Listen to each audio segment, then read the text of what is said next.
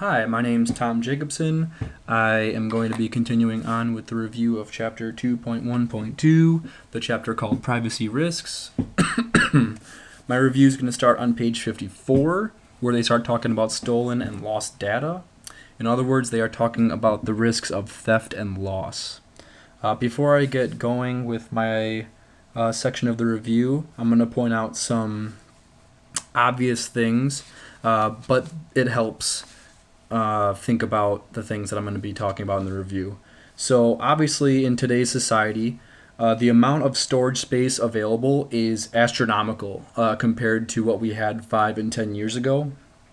The amount of data that we can save, or the amount of things that we can save, would not even be imaginable 5 or 10 years ago. We save things in databases that no one would ever think to save in the past. Also, software is very complex. So a lot of organizations and businesses that use software, certain software, they don't realize what what the software is collecting and storing.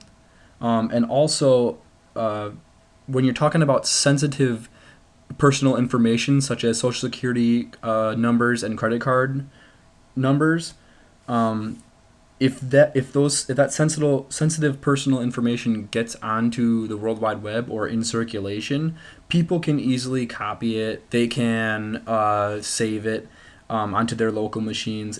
In other words, it's really hard to get that personal information off from circulation or out of circulation. Anyways, let's get to it. I'm going to first be talking about stolen data and the risk of theft. So, unfortunately, in this world, we have criminals. These criminals steal information, they hack, and they bribe government officials, and they bribe employees of businesses to get personal information from other employees.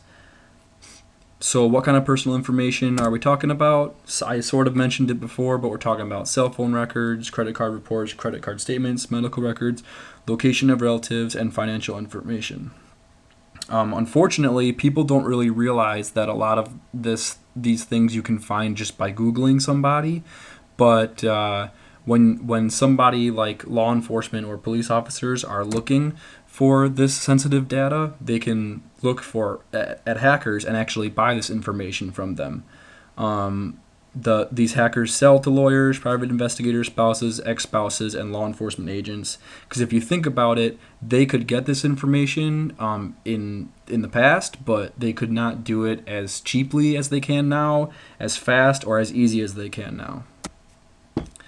As far as lost information or lost data goes, the risk of loss is really honestly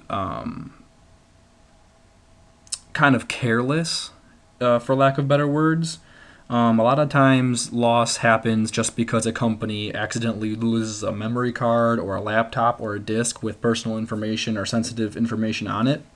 But other times it happens because the companies inadvertently allow sensitive files to be public on the web.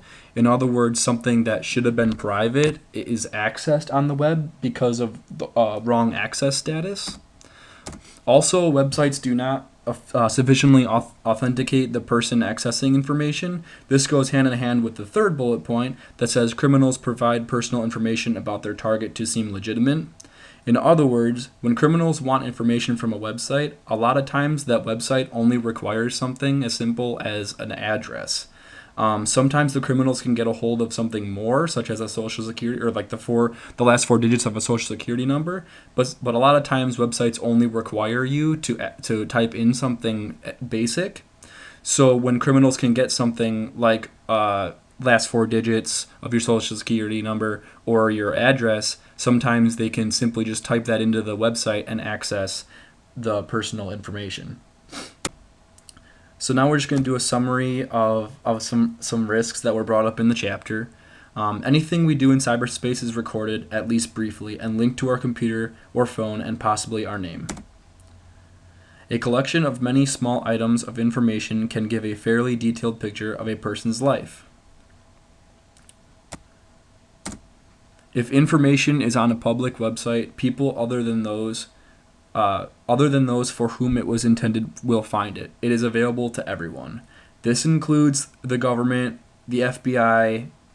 They can look up what you looked up. Even if you delete your history, they can still find exactly what you were looking up. That's how you get in trouble. We often cannot directly protect information about ourselves. We depend on the business and organizations that manage it to protect it from thieves, accidental collection, leaks, and government prying. So this is actually kind of scary. Businesses and organizations, like I kind of mentioned before in the beginning, they don't necessarily know exactly what information they have available to them. So when you think about it, if these same businesses and organizations are the same ones that manage and protect our personal information from these hackers, it's just a little scary to think about that. Anyways, that was my review on chapter 2.1.2. Thank you very much.